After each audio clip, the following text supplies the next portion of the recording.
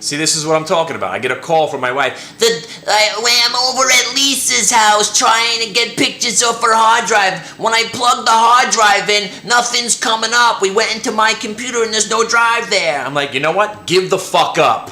Take her computer and smash it into a million pieces and please stop calling me. I mean, it's amazing. I hate computers so much. I try to explain to my wife, I've done so much acid in my life that when something touches my skin, an electrical device, I fuck that device up. Do you know how many computers I've gone through? I'm up to my like 40th or 50th computer. When I go to in all the times that I've gotten new jobs in my life, and they give me a computer to trade on, how many times the tech guy has come over to me and said, why is your computer running so slow? And then he starts looking into it and he gets the blue screen. He's like, and I always get the same thing. I've never seen this before. I've never seen this before. You know how many times I got to hear that shit? Yeah, I know. You've never seen this before. Right, I know. I'm telling you, there's something to it. I've tripped on acid. I don't know. There was a year there, I think 1991, where I was on acid almost every other day. As soon as I would fall asleep, we'd wake up, take it again, and there were the mole people! Fucking mole people! The mole people would follow me around. Every time I was on acid, I would see little heads popping up out of the cement or the grass. Fucking mole people! Mole people!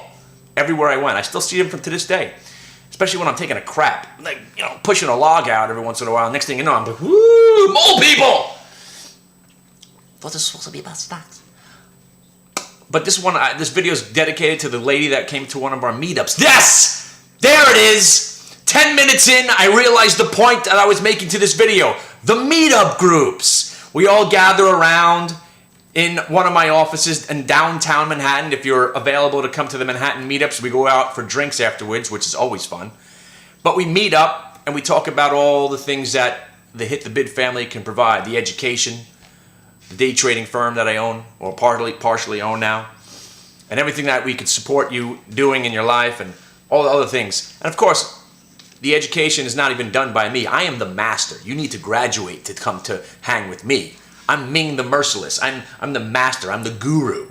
Okay? So what my guys do is they teach you in a 9-day course for whatever the fee it is, depending on the course that you take, depending on the kind of trader that you want to be. And they teach you what you're going to need to know to get into this industry and try to make something out of yourself. And then once you graduate from the bachelor's degree, then you get to be the master. Then you get to guru. Then you get to hang with the guru. And that is me. So we're at the meetup group, okay? So if you want to know about the meetup group, you can go to my About Me page at Jefferson Crow, all that shit.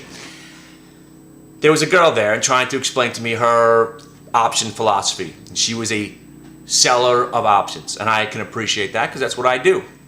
I sell naked calls and naked puts, trying to play what I perceive to be the channel that some of these stocks are trapped in. Obviously, I explain the risks inherent in that strategy. And this is what she replied. I can't get over this. This is the best. I was like, so what happens when you get stocks put to you? She's like, well, I don't really worry about it. I just hold the stock until they come back. So what happens when the stock gets put to you? I hold the stock until it comes back. And as I'm waiting, I sell calls against that stock. So let me hear that one more time. So that's your strategy. You hold the stock until it comes back. You understand what you're saying right now? Basically, you could have 40 good naked put sales, and you could take in some money. One goes wrong. Next thing you know, you own a stock that you don't want. Trust me. The reason you're getting put that stock is chances are that position is going to get shittier and shittier. And then if you're sitting there waiting for it to come back, ladies and gentlemen, what happens when you're waiting for something to come back? Does it? No. That's kind of the same phraseology as, let's see what happens. Let's see what happens. Have you ever uttered the phrase, let's see what happens, and things have gotten better for your position? Of course not. I'm trying to explain this to this woman, and she's staring at me like this. And she's like subtly shaking her head like I'm saying something that's not right. So I was like, are you understanding me? You're selling naked puts. I understand they're on solid companies, but one position goes against you and the market starts crashing. You're going to get put 20 positions that you don't want. And she said, well, I have the money to cover that. And if I had to, I would put them on margin. What?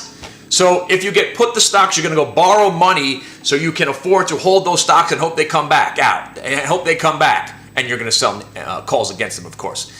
That is great stuff. That is great, fantastic stuff. And I sat there trying to explain to her the risks involved here, because that's what we do as risk managers. We try to explain to people the risks involved in what they're doing. And she just kept shaking her head. So if you're out there, I'm not making fun of you again. I'm just telling you that this is the kind of day and these weeks that you're seeing right here. These are the kind of days that will ruin the naked put buyer, seller. Okay? And then the same thing, right now, you're thinking, oh, this market's never coming back, ever. Let me sell some naked calls up here. This stock ain't going back to that price. I might as well take the money that they're offered for. Next thing you know, the market rallies like a bat out of hell, like that 9-day spurt that we had that almost ruined me. When Priceline ran 100 points back up to the highs and then rolled back over, and CMG ran up 50 points. It happens. It happens. That's why in this market right now, your best bet, and call me crazy, is to be in cash. And if you're going to play options, it is now you have to buy the volatility. As much as I love to sell the volatility, you need to be buying this volatility right now because the moves warrant it. They do. Think about it, people. I sold naked calls on Priceline at $510 a share. Imagine I would have bought the $510 puts. But just to put it into a real perspective, let me just see, because they're expiring today. I feel so good about myself. So what did I do the other day with the CMG? So the CMG fell 40 points. It was 338, whatever, new high, blah, blah, blah. So as soon as it got to around 310, I sold the what were they? When stock would hit 300, I sold the 310s for about 210. I think it was 210, 220. Sold a whopping 2 calls, took in about $420. And I'm going to keep the $420 because obviously the stock is not coming back to 310 with a half an hour left. Yay! Let me tell you about what would have happened if I bought the $300 put. When the stock was 310, the $300 put was 60 by $1. So assuming we would have paid $1 for it, they hit 28 yesterday. Yes, 28 bucks. So your $1, let's assume you bought 10 calls for $1,000. Your $1,000 investment would have been worth $28,000 the next afternoon. And I'm sitting there with a $420 profit. So buying volatility in this market is what you need to be doing. And what you need to be doing is paying more attention to what's going on here. And all of my friends on the internet and all the people that are making fantastic calls, and the Hit the Bid family is growing day by day. And we're going to smoke a big fat bag of dust later.